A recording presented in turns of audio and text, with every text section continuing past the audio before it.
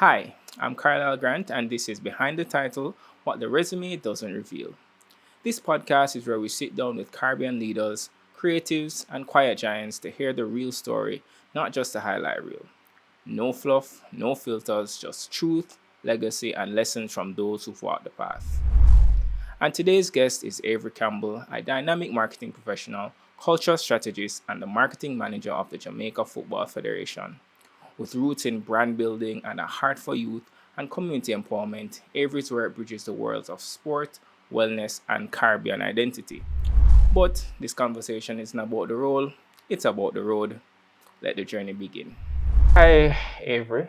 Hello, How are Carol. you? How are you doing? I'm blessed. I'm okay. That's good. That's good. That's good. All right. So thank you so much for agreeing to do this interview. Sure. I don't take it lightly. I know you're a busy person. I know that you are doing a great work. And just to take the time out just to, share your story, share your insights, and really just to empower others is very, very appreciated. Of course. All right. Thanks for having me. You're welcome. All right. So before this JFF title, all right, before the headlines, who was Avery?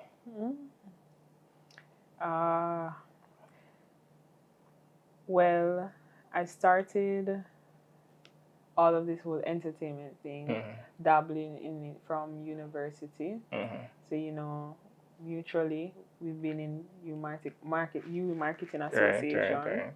And so, College Cooler Fest and all of that. And what role were you at in the marketing association? As the vice president for the Okay. year that I was there. Okay. And then quickly transitioned into I did swimming. Mm-hmm. So I taught swimming at Aquaworks Jamaica. And I then started to work at PFJL, which is where football came into my life. Right. Yeah, so before this, Avery was very athletic. So track and field, I was an athlete, a distance athlete. So I did 415. Wow. And then left that in high school. So Pens was like my peak. Pens was my peak. And then into university, I went into marketing because I consider myself a creative. Right. And I really looked up to what the UE Marketing Association at that time. It was really active. It was, so did that. And then went more into admin of sports with PFGL. So before, sporty girl. Sporty girl. All right, cool. So you spoke about you did pen relays. So you were a track athlete. Did you do anything else that was probably out of your comfort zone that you would say nobody would really know about me? Well, I'm always around kids. So I would have mentioned swimming. I actually swam and I had to choose between swimming and track and field because track and field was every day training.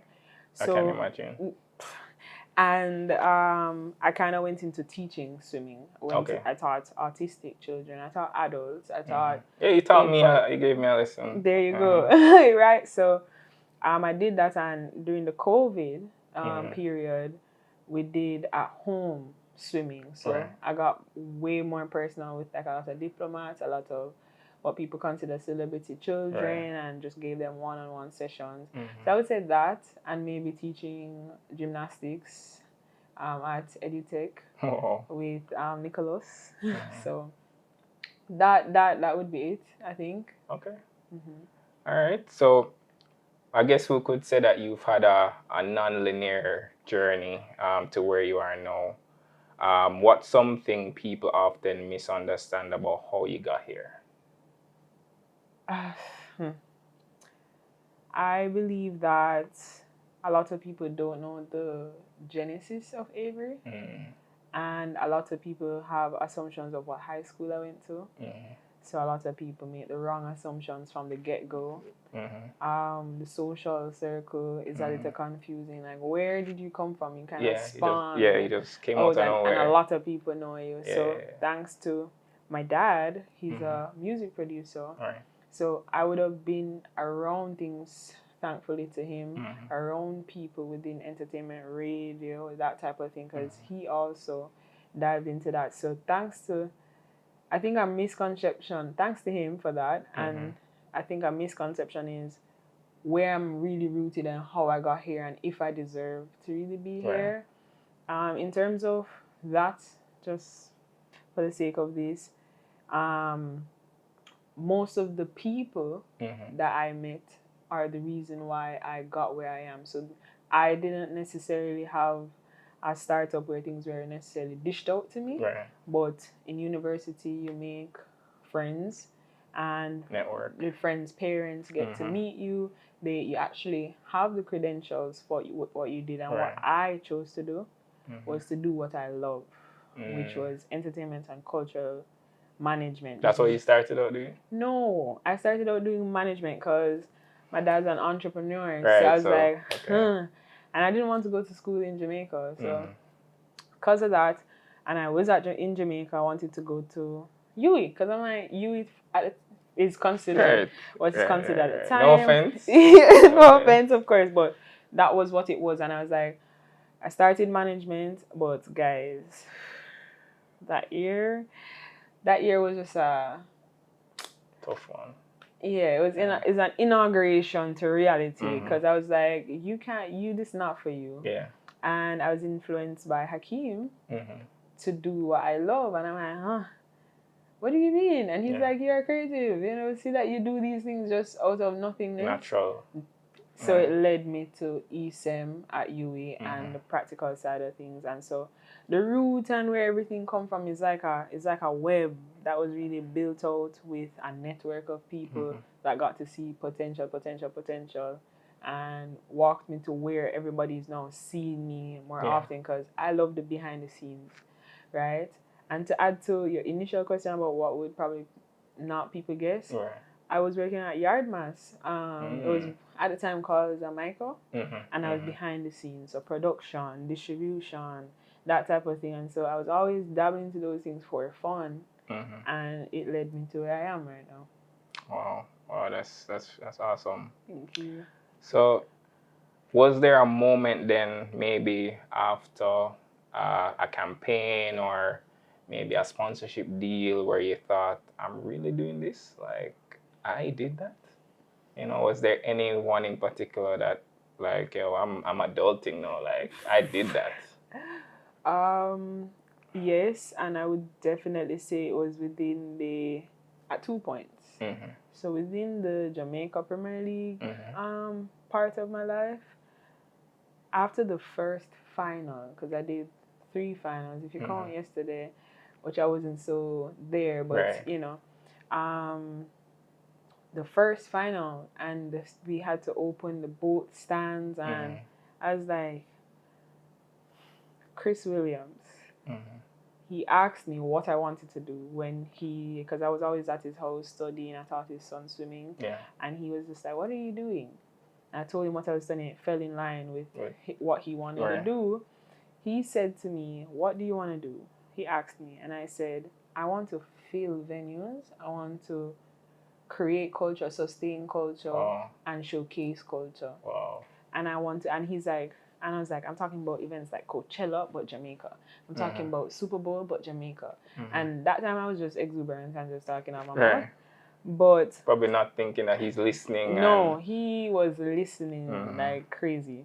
So he said that he's like, you're in the right place. And he told me, you're a superstar. Like, he has his moments and he's on the other side of the spectrum, but he's like, he believed in things that just felt out of reach.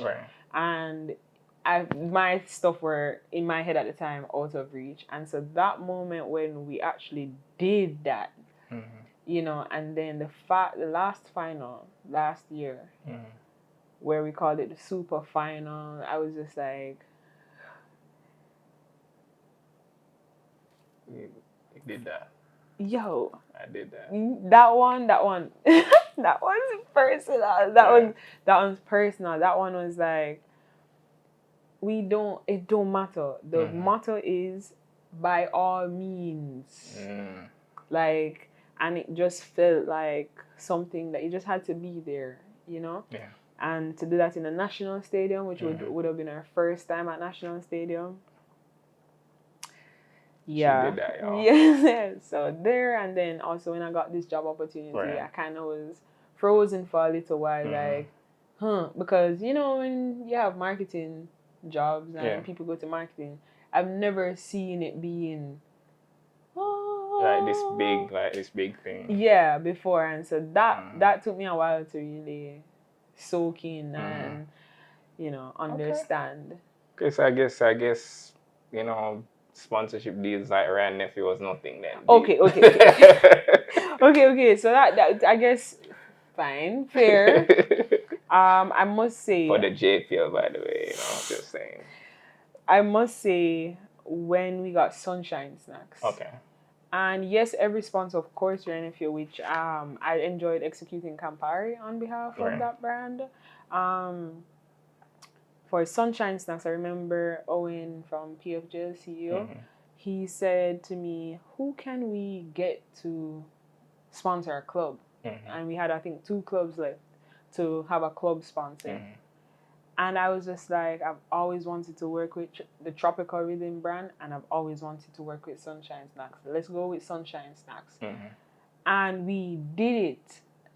The way we did that, because we have the influence of Chris and his corporate contacts and stuff like that will give us that bump. But it's almost like we showed them and sold them and sold them in such a way that we weren't held in our hands to go to the person. That one felt great. And just I have to account for the Ryan Nephew now, because Ryan Nephew has really taken over football. Yeah, man, so I think I am now just like there. It's undoubtable, and everything involves them. So yes, of course, and link up. I can't forget the knockout competition. Okay. Was an innovation. I definitely think it will be back, but in the moment, it felt like wow. And people were getting money, and people were, enjoying knockout football. Yeah. So that, of course. Lovely. So I think this is a good segue into my next question, because you've spoken about being meant to be here. I read in an article that was the main headline. Right. What experiences or people early on shaped your creative and leadership instincts? Well, I would say starting from my dad, being able to expose me to starting out with music, because he niches in music, music production, and just being around people that are free thinkers in creating stuff to consume and culture. And then definitely, I would say I have a lot of mommies and a lot of daddies, and I'm privileged to be around. At the time, Chris's son, JP, is a filmmaker, doing very well. And people just like that. I would say it's the foundation of creatives that I would have been around. The club, I would have met you. Look at us now. That type of thing. And so from my dad, come straight up to all the mentors. I would say Narda Ventura at ACOWorks. I'd say Chris Williams at PFGL and Owen. I think specifically my time at PFJ, Dr. Howard at UE. He did this with me. He stretched me and my capacity to learn. And I think all these mommies and daddies and mentors really did that, like in their own way. So Chris did a whole thing with me, like pull me up and tell me to believe in myself and that type of thing. And the creativity was there. Yeah. But they hauled it out of me they just nurtured it. Yeah, nurtured it. And then I was very lucky to have many friends come in my life that aligned with that stage of my life. So I've always considered my circle to be a creative space, because everything else not really pulling, when you're not around people like minds, it's not pulling on your brain.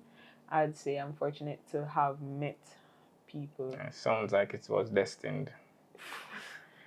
All right. So was there a time in your career, especially being a young woman in sports, where you felt maybe underestimated? You know, how do you respond to situations like that? Because I mean, I can imagine you're a woman, football, around all of this testosterone every day. You probably propose an idea, and maybe you're not met with the reception that you think you should be met with. How do you stand your ground to say, no, I believe that this will work, and you prove them wrong? So I would say even before professionally, it existed. I'm the first child, so I think just knocking things out that not necessarily. It's kind of here and there. It's kind of, you understand? Yeah. So achieving my degree was kind of the nature of what you're describing, and I think from those times of doubt that people would have had at that time, that I would have observed, or I feel like I discerned, because it's not like it was necessarily expressed in that way. Right, yeah. I think that was the first hurdle. Okay. Then for the football side and career side, because it's mostly football, because swimming I was able to grow. I don't think I was challenged in doubt I think I actually was seen, and they were just like, be yourself, do yourself, be an anti-Avery, you know, that type of thing. And people had to trust you in swimming. So there's that. But then in football, at the local league level, I do believe that it was not necessarily a personal thing. The team was young. Even yesterday at the JPL final, I saw Chris Williams, chairman, that gave me the opportunity to work there, and he was like, if I didn't know you were so young, you know? And I was just like, I thought that was a prerequisite, because I was straight fresh out of university. I graduated while going to work. Like I was working before I graduated actually. So I was like, I'm not sure what he was thinking at the time. Like, how old do you think I am, you know? So I think from that stage where a lot of people that did know kind of underestimated the team at large, and not necessarily me. And we were starting at ground zero. So it's not like you come into a space that was here and every single thing you can pencil out like, this is a lower quality versus blah. It was just baseline, and you had to fight every single match day, every single activation, every single sponsorship intake. All of that was, I feel like that was that period of my life. Then to answer the second part of the question, I come now into the federation. I think that it is observed now with the doubt and with the belief that this role probably needs someone older or needs someone that has done X, Y, or Z. I think it does exist now. And how I do deal with it, and how I would implore everyone, no matter what you're doing, sit from a place of learning, because believing you know it all, no matter, because a lot of people will be like, oh, you went through JPL, you did this, you did that, but nah. This is a different... I don't know anything. I want to and consume as much, and that's what I do. So I was as firmer than I am now, and very strong, like Owen can tell you, like very strong, and that was my baseline. Even my dad would be like, girl, chill. I gotta teach you about the real world. Like, you can't have that approach. You have to be able to be a chameleon, and to be a chameleon is to wear many hats of, sometimes you sit back, sometimes you exert yourself and voice yourself. Wisdom. But most of the time, sit back, listen, look around at the parties in front of you, because you'll be able to validate the credibility of, no matter, I'm not talking about even credibility and with degree on your wall. Like credibility, like the value in what they're saying. and actively implement. So that's what I do. Yeah. I actively implement, but I never, ever not speak my truth. Nice. Yeah, and it has to be worth it. It has to be impactful. Right. In when I say, this is my idea, I put it forward, this is my stance, and if everyone wants to disagree with it, at the very least, I voiced it, and I'm still learning. So that is really how I deal with it. I don't think where I'm at right now requires that approach that I had back at PFJ. So what I'm getting is, as you said, speak your truth, and not be fearful of doing that. Yes. As well as to be a student of life, be a student of the game, be a student of your role. Never come in it thinking that because you came from another similar role or a role you know everything. Yes. Okay. Pretty much. Lovely.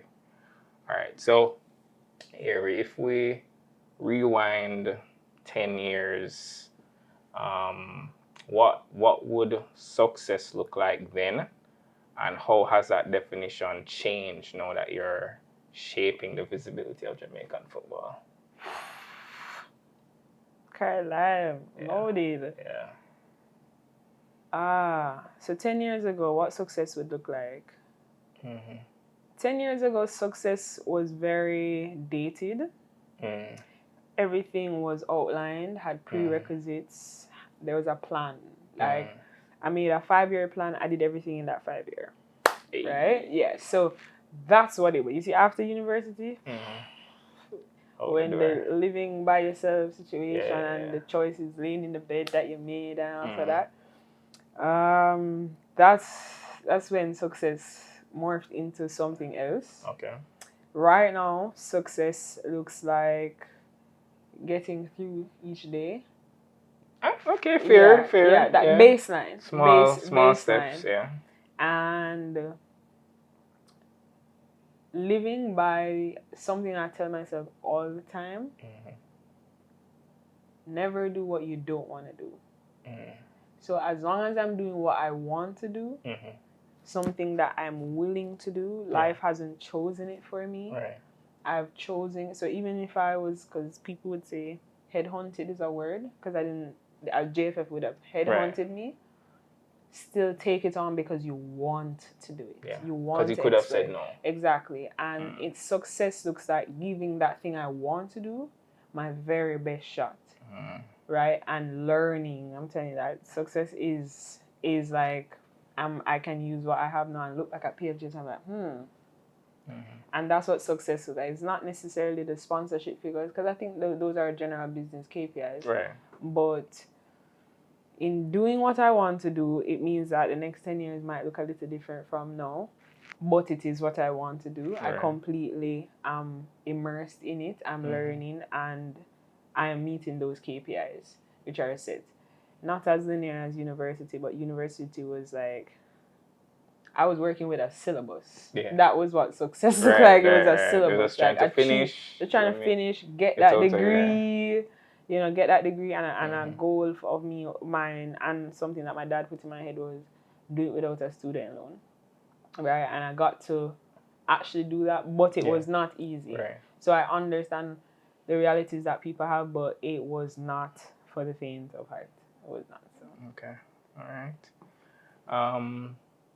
So segueing into more of fear and faith and a bit more failures, right? Have you ever had a moment where you seriously thought of walking away from this space, whether it is in this role, previous role? What really kept you, and if that's the case, what really kept you rooted? Like, you know, boy, this kind of rough and I want to give up, but nah, I'm gonna push through. So yes, short story. Yes, I would have wanted to, or even expressed it. That I'm tired of this, or this is a bit much. And what kept me grounded is that I have the belief that everything does happen for a reason. I don't quite rely on coincidences. So no matter where life takes me, the choices I make in the now are the best choices, the best decisions of now. Right? And so when I do end up on a roadblock or like a sleeping policeman, and it just feels like, should I double back? Yeah. I oftentimes choose not to double back because I'm very curious as to how it would look if I stick it out. Like there's just like that something is within me that is like, let's just keep going. Yeah, what if I just stay let's out keep longer? going. Yeah. And I say to myself, God, show me how good it can get. Okay. And I'd be like, so I did this, which means there's a closer chance to me doing this. But I have to start. I have to dive into. So yes, I do feel like maybe even this industry is not rooted in like faith and or expresses it, I should say. And I do rely a lot on my faith in God, because I believe He makes better decisions than me. True. Like way better decisions than me. And if I did what I wanted to do, it almost I just stop wasting the time now. Like I drop my hands. I go, most times I like to pray in my car. I have a prayer closet. In your car. Nice. Yeah. No, I'm telling you have to do it or you can. Yeah, and it's almost like FaceTime. Sometimes like FaceTime, and I go, you brought me here. There's a reason you brought me here, and I know you already know how this is gonna pan out.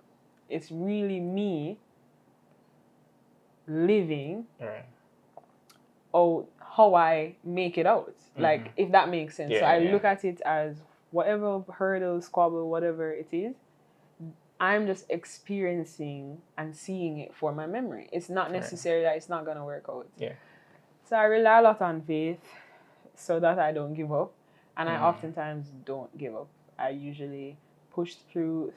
I usually press along. And in giving up, it has to be just an absolute thing. Yeah. It has to be an absolute thing. And I can't really tell you one thing that I've given up on, to be very honest. I stick to it till I have to.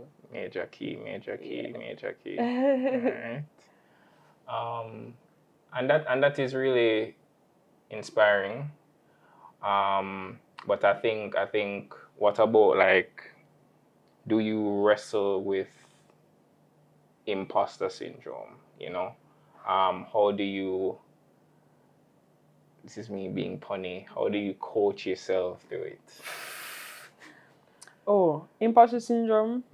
She and I are good friends. Good friends. Okay. She visits me almost all every the time day. And every day. Yes, she visits me almost all the time, every day.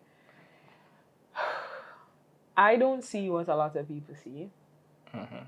You'll never see. Never see. There you go. What they see. And I just oftentimes wrestle with the pedestal that I feel like a lot of people put me on. And it doesn't have to be no grand thing, but just their opinion and view of me. How do I get through imposter syndrome? To be very honest, it's community. I have a God-made community, not necessarily blood. And they reassure me a lot. And so I don't think I wrestle with it like, back and forth trying to win imposters. I think I live and reside with her and have a cup of tea and everything. And I would have a friend be like, this is not you. So I always downplay, I find, my effort or my input. And just last night, Owen Hill would have said to me, if you've ever doubted your capabilities and your impact, tonight you can resign from that way of life. You can sit in the fact that you are what you think you are. You are who you think you are. Yeah. So you're that girl. Yeah, and it was very profound, and I was driving home thinking about it like, I kind of feel like holding that thought might change me. And so trying to just always remain humble. Yeah, but not in a way that it sabotages everything. So that is it's the community. It's definitely the community. It's the people that really mean you well, like really mean you well, not the people that are there at a convenient time, not people that probably say, "Oh, she's on the radar now. Let's be by her." It's those people that have consistently, whether I am up or down or just plateaued, they go, this is not you. You're better than this. So I have a hard time getting out of it on my own, because I think a lot. I think a lot, and my sister. Typical creative. Yes, my sister would have said to me, "You can't believe in God and not worry. Pick one." Like she said, pick one because a verse comes to mind. Oh dear. It says Philippians 4:6-7. Do not be anxious about anything, or do not worry about anything. But in everything, by prayer and petition with thanksgiving, present your requests to God, and the peace of God, which transcends all understanding, will guard your hearts and your minds in Christ Jesus. Clap that. So, I mean, there's no need to be anxious, no need to worry. Yeah. Just pray about that same thing. So, like for me, for example, if I'm going to go into a meeting, I'm going to do a speaking engagement, I'm going to do things on a daily that invite imposter syndrome.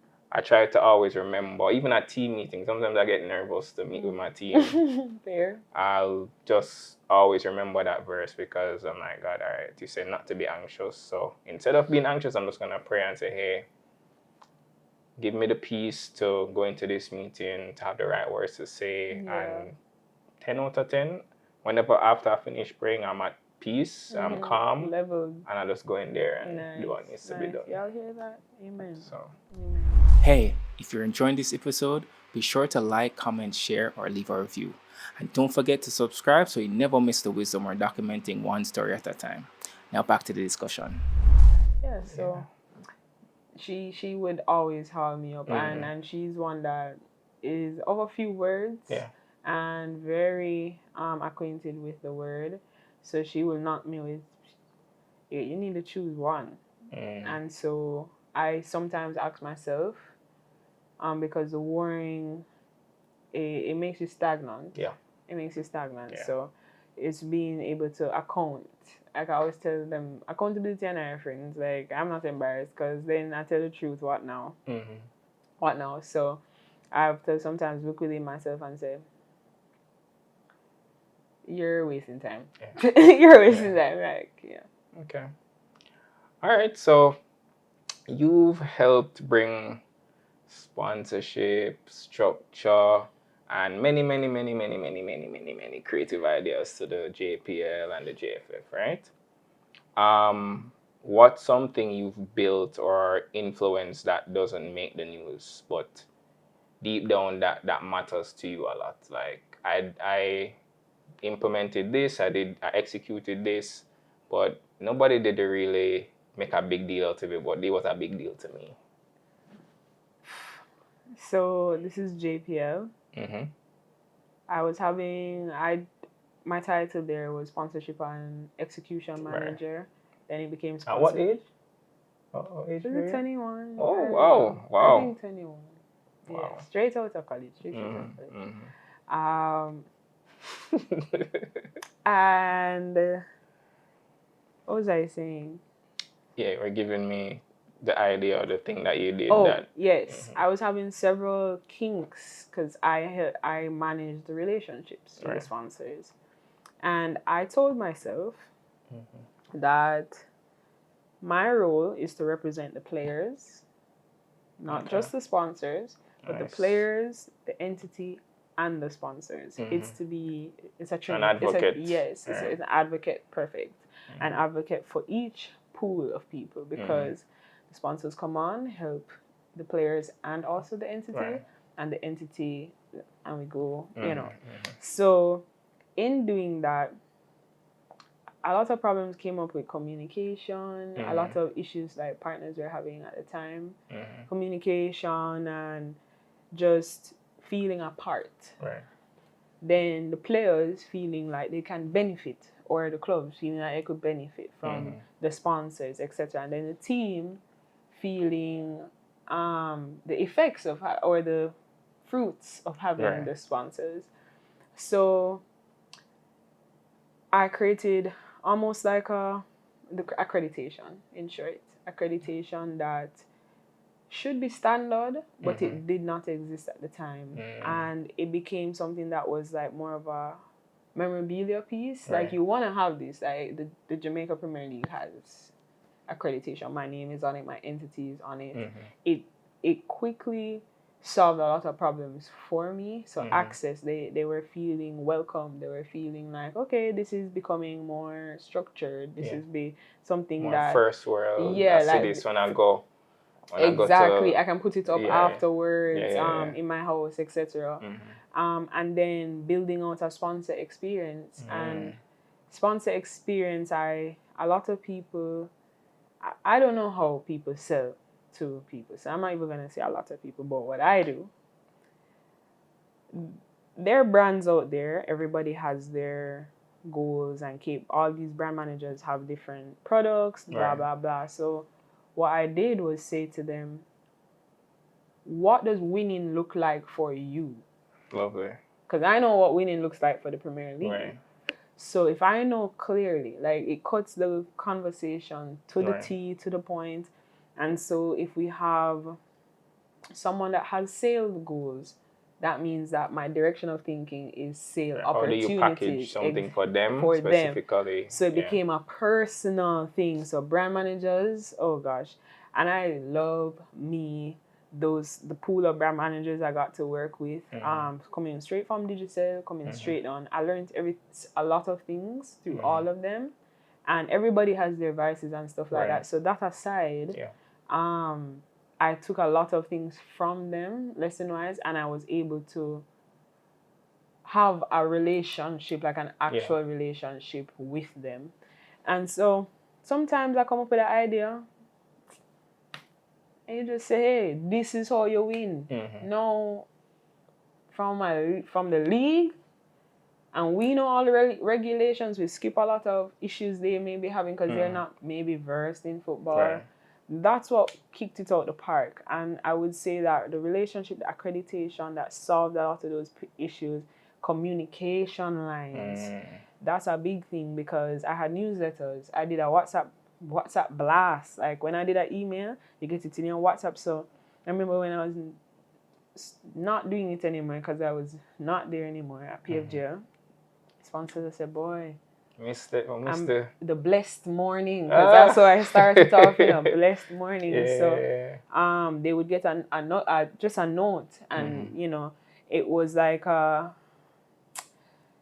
those email newsletters. It was like that, and sometimes I would just design something and just say, this is a newsletter for the month. And we did JPL TV.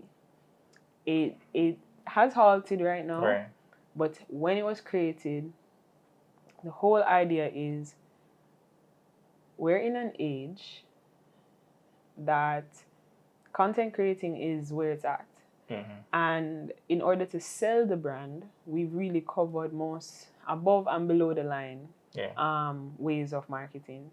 So JPL TV would solve even more problems, could attract an income, revenue. Sponsors can be featured, that's ads, that's this and the third. And people across the world can consume this product. Exactly. And we don't have to do it. We have Sportsmax, so it's not filming the games. It is everything else. It is getting to know the inside of the stadiums, the behind the creative content. At the time we thought of doing a docuseries to paint the story of this thing. So it's like a whole package. So that one is also added. And then finally, I would say the sponsor village, because as I said, I focus on sponsorship and execution. the sponsor village. Mm-hmm. And the sponsor village, Sabina Park was our main place to have the games at the time. And I wanted to do something that there's so much we can do between two games. Right. So much you can do at halftime. Yeah. There's so much you can do between a game break. So I said, why don't I do a village where everybody gets to do whatever they want to do? I'm not giving you any rules. You're going to come to the side visit, tell me if you need an outlet, tell me if you whatever you need. And you're going to know where you're designated. And so we had Powerade slushy bar. We had just giving away money and challenges. So you go to the booth and then during the game, you're called out and you get $10,000. One point we had honey bun. They had a booth and we were throwing bread. And snacks, people were coming to the games and leaving with like a experience. They're getting an experience. A whole thing. And it's like, it was, to me, spectacular. Agreed. You know, it was spectacular. And I thought it was a great idea. And I eventually wanted it to, wink JP, I eventually wanted it to become a carnival, like a football carnival-like experience. So you go into the tunnel. I remember Chris went to Dubai or something like that. And he showed the team a video of drums entering the stadium. So I was like, if we go under the tunnel and we have drums and people probably in bandana, cultural wear, in the tunnel, that would be so epic with the boots and just lights, and it just looks like a fair, but it's a football fair. Right. So that and Campari. Oh, this is a long one. That's good. That's cool. That's fine. Campari Party Stand. I love Campari Party Stand. It was, cricket is the home of that concept. But when we did it in our own way, it's for the streets. It's for the people in the streets, quick, and it was affordable. And we had a stadium that looked populated. It had its own DJ, it's a world over there, and you get it at that preferred price. Right. It wasn't the North Stand or George Headley price. It was very affordable. And I think those things helped to build out a full experience. Yeah. And it pulled on the brand managers to think outside of the box. Like, okay, this is where I get to show off. Or maybe they see another brand doing this and like, okay, we need that one is real. We need to outdo that one. And hear me out. You said outdo. What I wanted to do, and I think we achieved it too, is have the brands not compete because it's one product. So instead collaborate. And so we had iCool collaborating with Ray Nephew, and that would have never happened. Well, I'm not gonna say never, but that is unlikely outside of those outside of those realms. And we were just a band. I remember I had said to, at the time, Jusana Staple, Powerade, and I was like, let's do a Powerade potato race concept. I've never seen it before, but I know. So I wake up that day and I said Powerade potato race, and it just roll out. And and it's like they got the bucket and they were run with just like the potato racing, and it was so fun. And then the halftime activations become even more interesting. So it wasn't just people coming and singing. People looking forward. You understand? Yeah. It was more than that. So you leave with money. You leave with playing the game. You leave with a basket.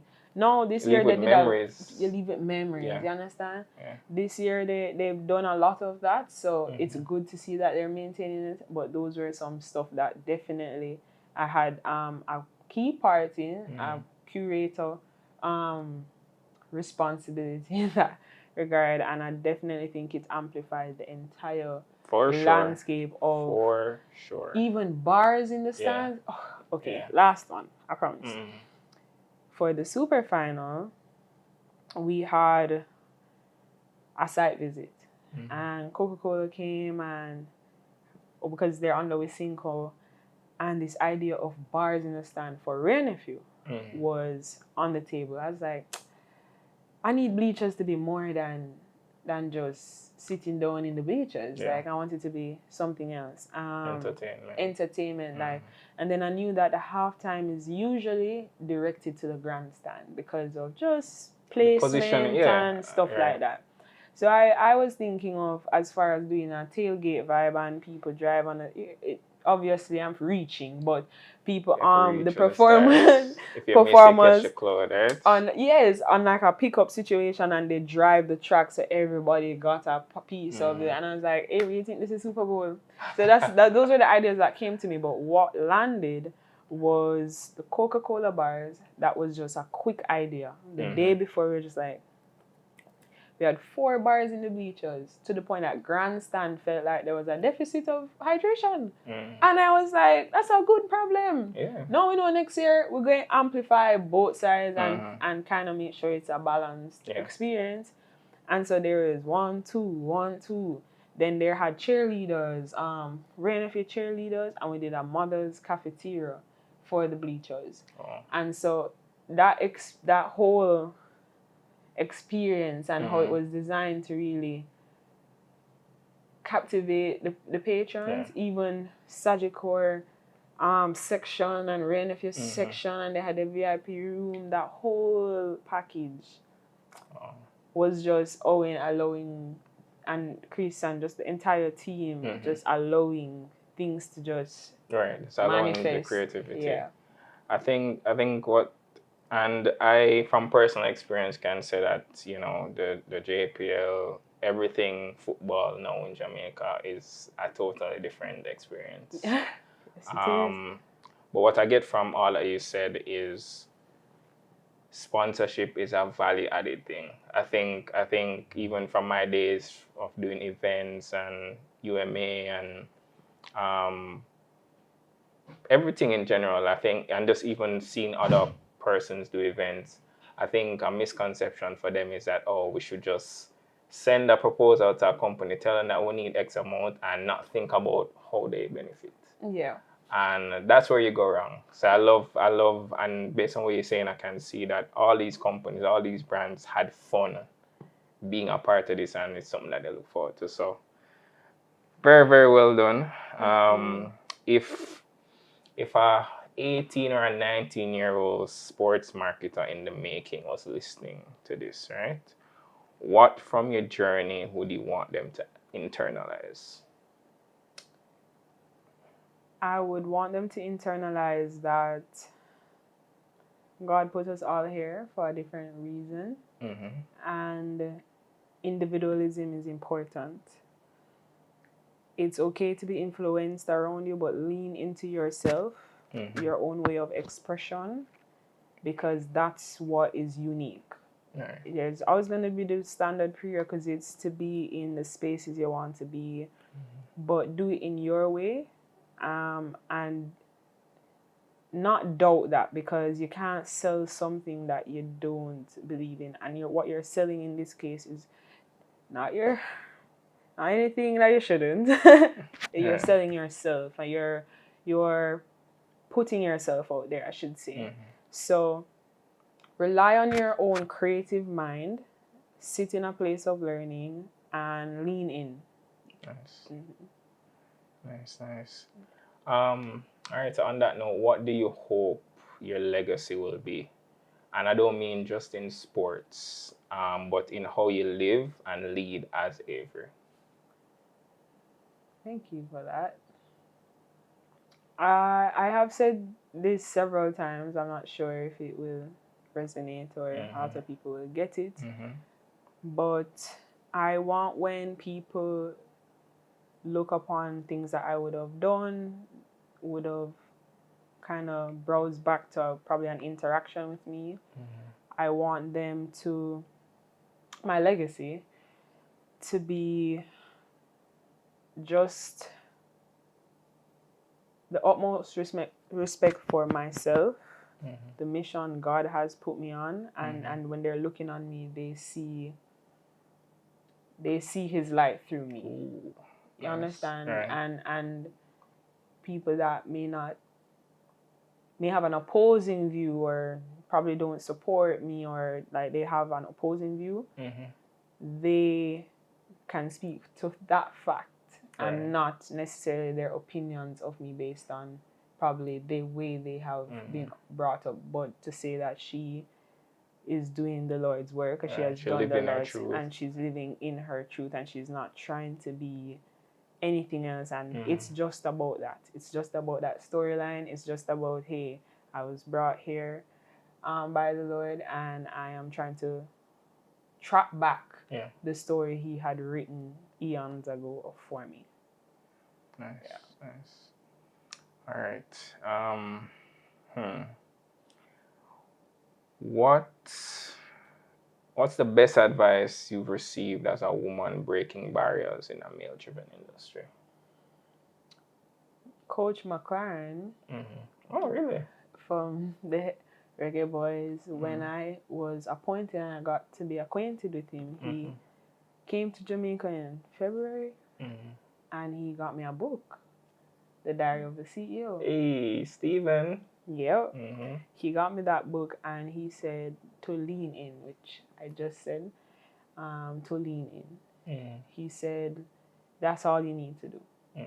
And I would say that is what is profound, because I do think it integrates into all areas of my life. And the book kind of gave me the substance to support that thought. And I keep thinking when I read it, just as a side note, he doesn't know me.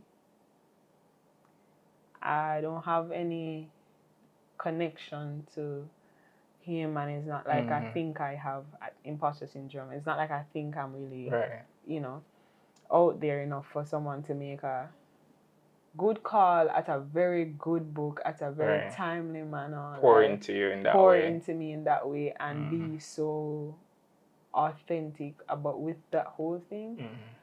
Yeah. That one stuck with me and still is with me. And I think it will be with me for a while. Wow. Oh, that's one of those unexpected but timely, and it's almost divinely appointed. Yes, literally. So it's a little creepy sometimes. And sometimes I'm reading the book and I'm like, he read the lines in this book and thought of me. Wow. Yeah. Wow. That's what it felt like. Okay. What does Caribbean leadership look like at its best from your perspective? Well, Caribbean leadership looks like a balanced amount of experience and a balanced amount of youth, united, in such a way that there's sustainability in knowledge. There is a limitation on gatekeeping. There is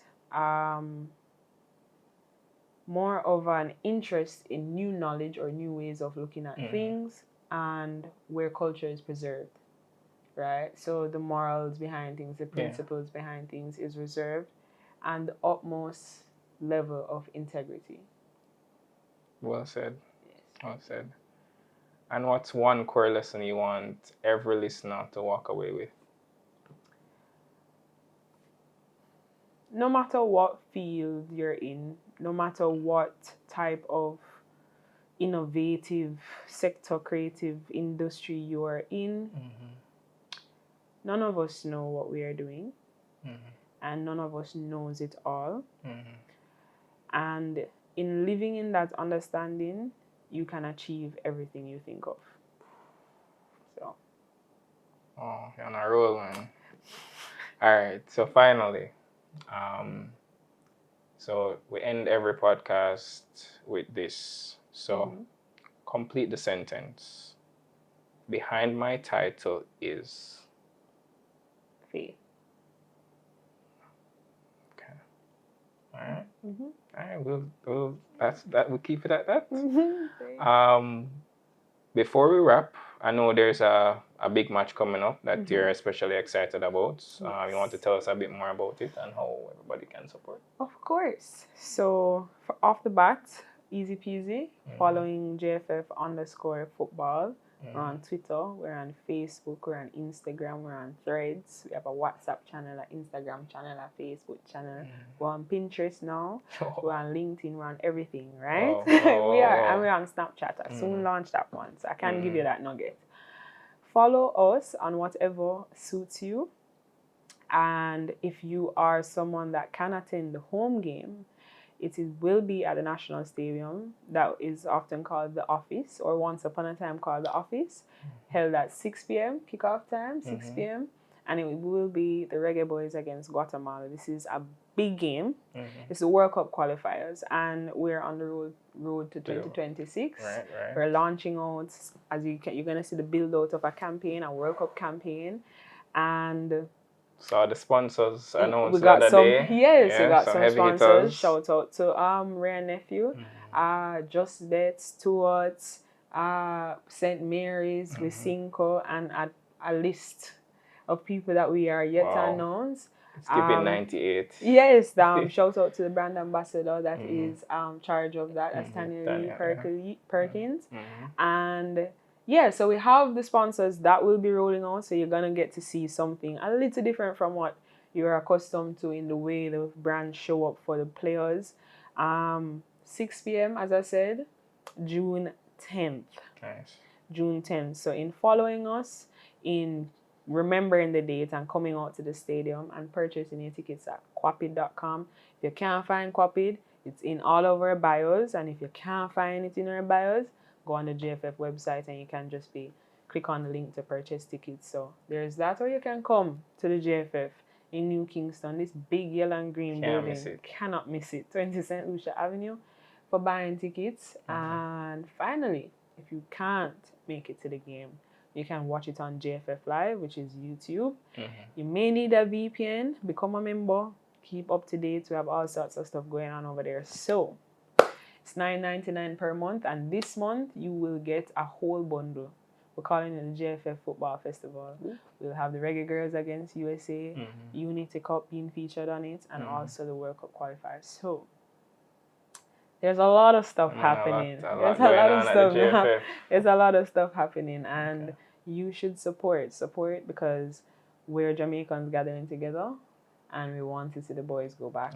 And 2026, I think, is achievable for a lot of us. Amen. Even not just the team, but a lot of us have US visas, and a lot of us can be there. And in our colors. Representing. So we need all the support. Exactly. Right. So saddle up and dust off your jersey. Let's go. All right, Avery. So thank you so much for this interview. It has been a joy. It has been very impactful. I'm pretty sure everybody listening is also very, very impacted and motivated and empowered. Just personally, I want to say I'm very, very proud of you. Very, very proud of your journey. Very, very proud of just how you are, as you put it, living in your truth. And something that I admire is also that you're giving your 100 in every aspect. You're not holding back your ability, you're not holding back your giftings, you're not holding back anything. And it is beautiful to see a colleague living similarly. So thank you. Amen. Thank you. Thank you. And congratulations with this whole thing. Thank you. Yes, and I hope this episode gives you an accountability partner. Yeah. I got a lot of messaging. Yes. Thank you for having me. I really enjoyed it. And I'm looking forward to what's next. All right. Thank you. Yeah. And that's it for this episode of Behind the Title. If something in this conversation stirred something in you, that's not by chance. These stories aren't just for entertainment, they're blueprints, reminders, and seeds of legacy. Make sure to subscribe wherever you get your podcasts, YouTube, Spotify, Apple Podcasts, or wherever you listen. Catch you in the next one.